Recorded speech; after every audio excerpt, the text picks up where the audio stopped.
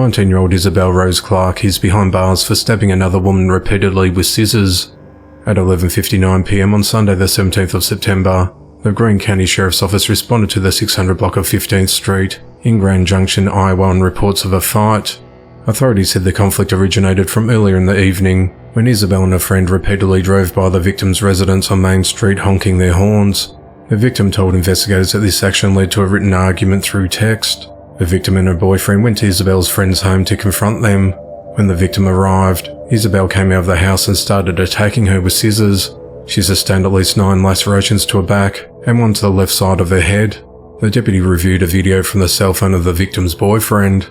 Isabel claimed her friend asked her to honk the vehicle's horn, and then an argument ensued via text messages. The victim and her boyfriend showed up at the house after being threatened via text message.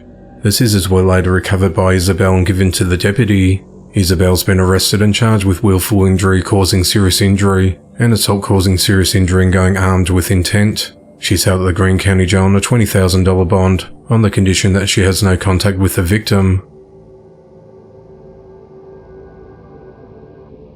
A 19-year-old man is behind bars for sexually assaulting, torturing, and holding his girlfriend captive in a dorm room for several days. On Thursday the 7th of September, Keanu Labott went to his girlfriend's dorm room at St. Catherine University in St. Paul, Minnesota and found photos and text messages on a phone that infuriated him. Keanu took her phone and proceeded to punch, choke, rape and threaten to kill her. He choked her with both hands while calling her a slut. She said she was unable to breathe, felt lightheaded, saw stars and thought that she was going to die. Keanu told her that he'll kill her family too. At another point, Keanu waterboarded her by making her lay in a bathtub, covering her face with a washcloth and pouring water on her. He then picked up a knife and held her arm and said he was looking for the right vein to cut deep enough so no one could save her. At around 10:50 a.m. on Sunday the 10th of September, the victim managed to convince Keanu to let her leave the room and go and get food from the cafeteria.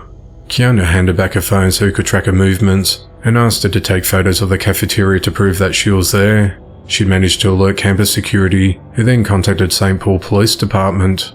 Keanu tried calling the victim 5 times after she left the dorm and texted her asking why the police were outside.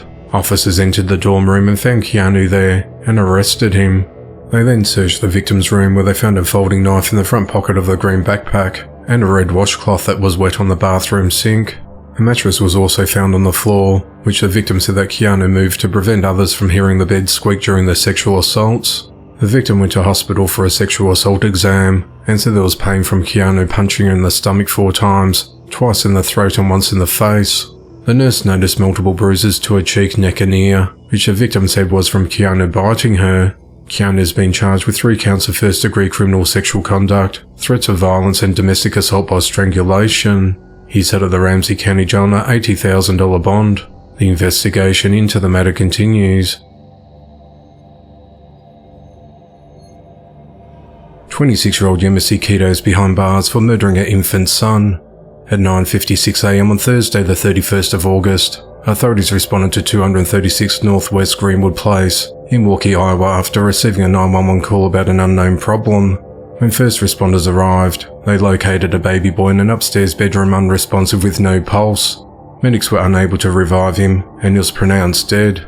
While on scene, investigators detected a strong odour of bleach and located several open bottles of bleach and cleaning solutions around the child. The carpet in the bedroom was wet around the infant, as well as the bathroom floor connected to the bedroom where the baby was located.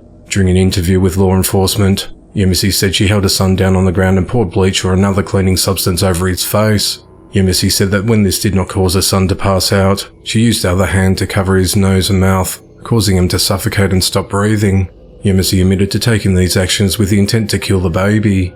On Friday the 15th of September, Yemisi was arrested and charged with first-degree murder and child endangerment resulting in death. She's held at the Dallas County Jail on a $1 million bond.